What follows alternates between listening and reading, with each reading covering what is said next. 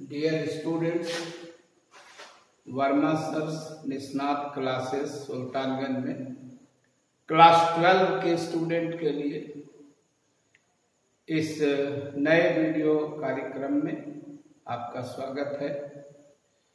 आप जान रहे हैं इसके पहले चैप्टर 3 का एक वीडियो जारी हो चुका है, जिसमें स्थिर विद्युत विभव और विद्युत तीव्रता ये क्या है इसके बारे में हम बता चुके हैं।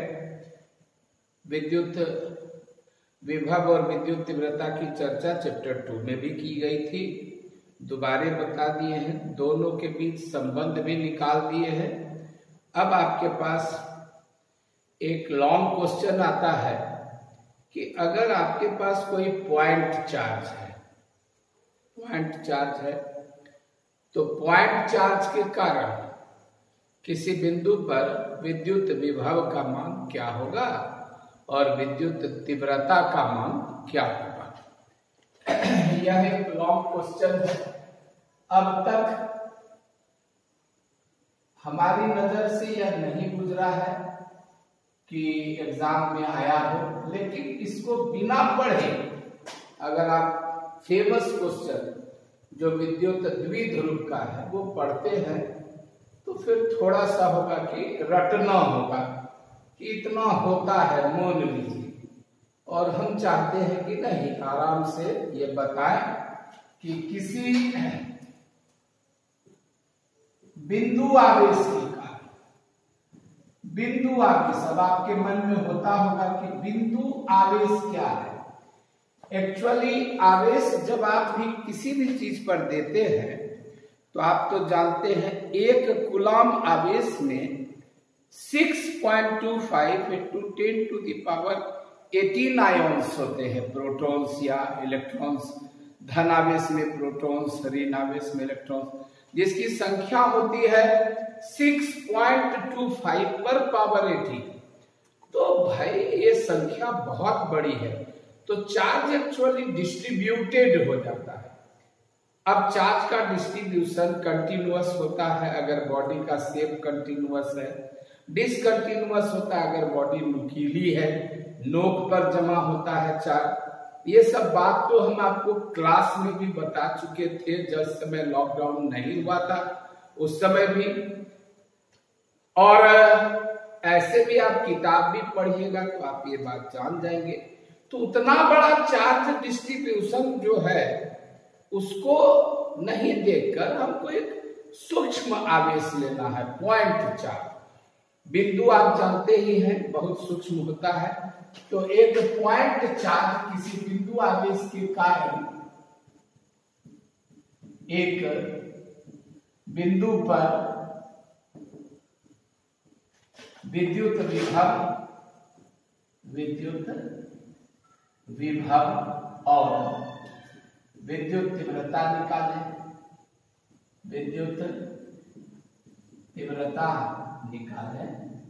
तो देखिए, इसको निकालने के पहले आपको क्लास 11 में ले चले।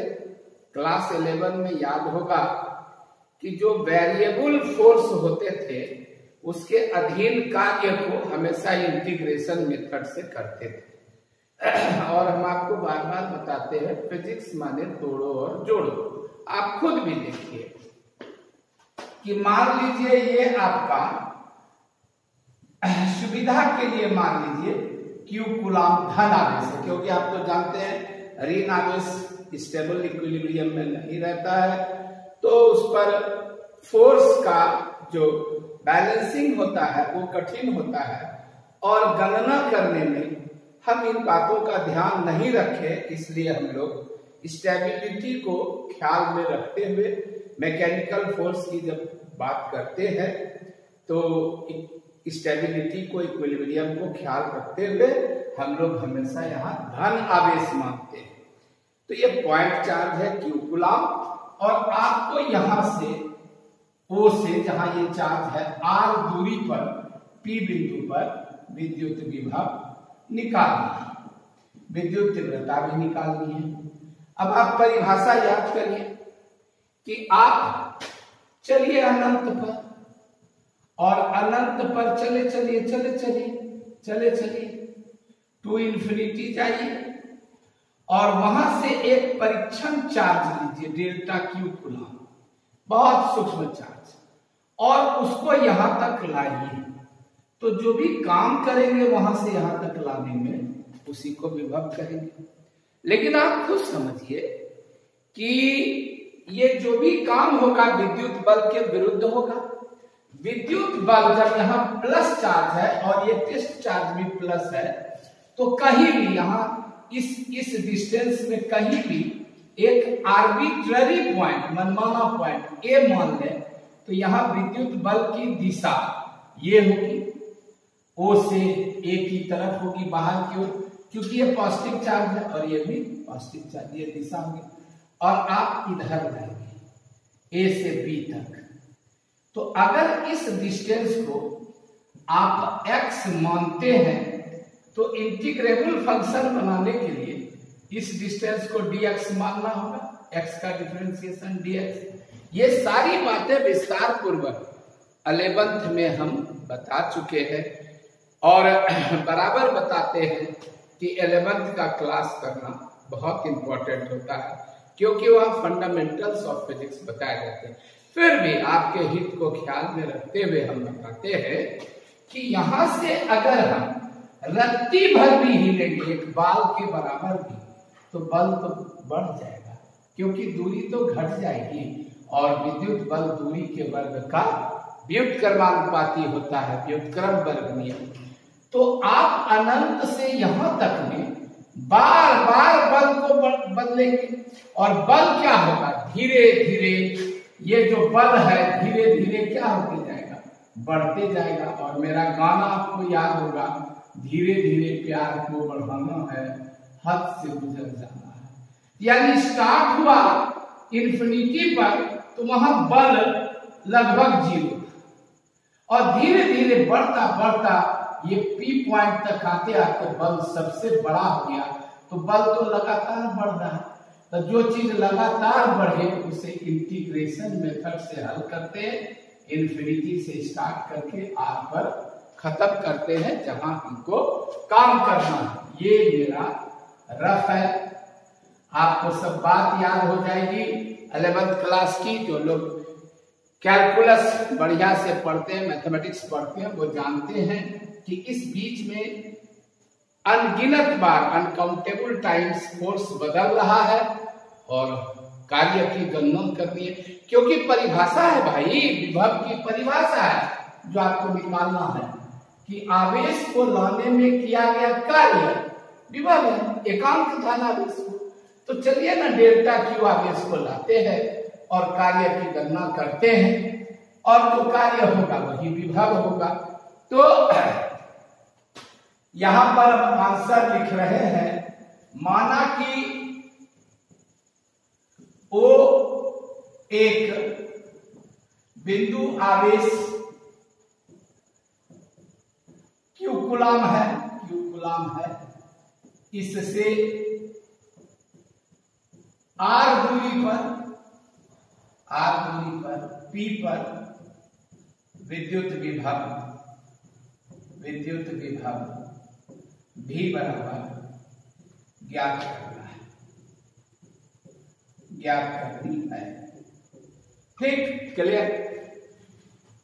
अब चलिए, ओ ए बराबर x दूरी पर ए पर परीक्षण आवेश डेल्टा क्यू कूलम आवेश पर कूलम बल F at A बराबर 1/4 pi epsilon naught Q into delta Q by x square, और दिशा वेक्टर को ए की ओर। तो work done from A to B equal to minus FA into dx अब आप कहिएगा कि माइनस चिन्ह क्यों? तो माइनस चिन्ह इसलिए, माइनस चिन्ह इसलिए क्योंकि बल और विस्थापन परस्पर विपरीत है, परस्पर विपरीत है। और आप जानते हैं कि जब बल और विस्थापन परस्पर विपरीत होते हैं तो किया गया कार्य माइनस होता है, कार्य माइनस होता है। क्लास 11, क्लास 9 दोनों जगह ये बात है। और बल और विस्थापन एक ही दिशा में तो कार्य प्लस, और बल और विस्थापन अगर लंब होते हैं तो कार्य 0। कूली वाली बात याद होगी, कूली जो माथे पर बोझ लेकर टहलता है गुरुत्व बल के विरुद्ध कोई कार्य नहीं करता है, आपको याद दिला दे। तो ये हो गया आपका work done from A to B. Clear? इसलिए work done from infinity to P क्या होगा भाई? तो ये जो चीज है इसका इंटीग्रेशन होगा minus F A into D x का, और स्टार्ट होगा इंफिनिटी से और खत्म होगा आर पर, क्योंकि आपका स्टार्टिंग डिस्टेंस इंफिनिटी है और ये आर पर खत्म हो रहा। इसको अगर आप समीकरण 1 मान लेते हैं तो आप यहां लिख सकते हैं integration -1/4πε0 Q into delta Q by X square into D X infinity to R. अब जो कांस्टेंट है उसको बाहर अगर निकाल लेते हैं तो minus Q delta Q by 4πε0 integration infinity to R X to the power -2 dx। आप पूछिएगा कैसे? ये कांस्टेंट है, ये भी कांस्टेंट है, ये सब तो बदल नहीं रहा है, ये तो कांस्टेंट है ही, ये वेरिएबल है, ये ऊपर उठा तो पावर -2 हुआ, बिल्कुल एकदम साफ और स्पष्ट। तो भाई साहब work done from infinity to P क्या निकल रहा है भाई? तो minus Q delta Q by 4πε0, और इसका इंटीग्रेशन हो जाएगा -2 + 1 बाई -2 + 1 और इंफिनिटी टू आर। तो क्या होगा भाई? माइनस क्यू डेल्टा क्यू 4πε0 -1, और यहां हो जाएगा x पर पावर -1, उसको आराम से लिख सकते हैं 1/x, यहाँ इंफिनिटी और यहाँ r। ये माइनस माइनस कट जाएगा और ये हो जाएगा q delta q by 4πε0 1/r -1/इंफिनिटी। अब चूंकि 1/इंफिनिटी तो क्या होता है? 0 होता है। तो अब आप ही बताइए कि इसलिए work done from infinity to P क्या हो गया? क्या हो गया आप ही बताइए? Q delta Q 4πε0 into 1/r।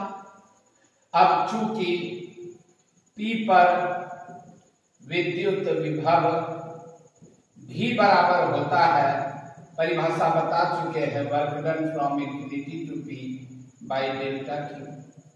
तो क्या होगा भाई आप ही बताइए? Q delta Q by 4πε0 into R by delta Q. Delta Q cancel out हो जाएंगे, इसलिए फाइनली भी बराबर क्या हो जाएगा? Q by 4πε0 into R. ये हमारा पी पर विद्युत विभव हुआ, पी पर विद्युत विभव है, यही पी पर विद्युत विभव है ना? और इस तरह से क्वेश्चन का ये हिस्सा खत्म होता है कि विद्युत विभव निकाले। और आपको एक जानकारी बता दे कि प्रायः यही पूछता भी है कि विद्युत विभव निकाले, विद्युत तीव्रता नहीं पूछता है।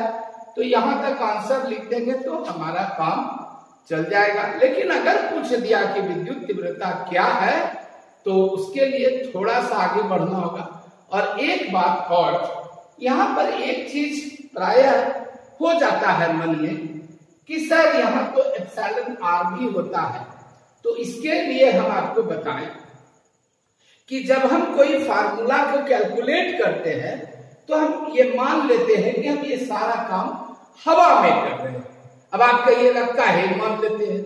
इसका यह कारण है कि पृथ्वी पर का वायुमंडल एयर है और हम लोग कोई जलीय जीव तो है नहीं, पानी के अंदर तो हम लोग रहते नहीं है, नहीं अंतरिक्ष के प्राणी हैं, तो हम लोग तो इसी धरती पर रहते हैं और धरती का सारा वायुमंडल एयर है।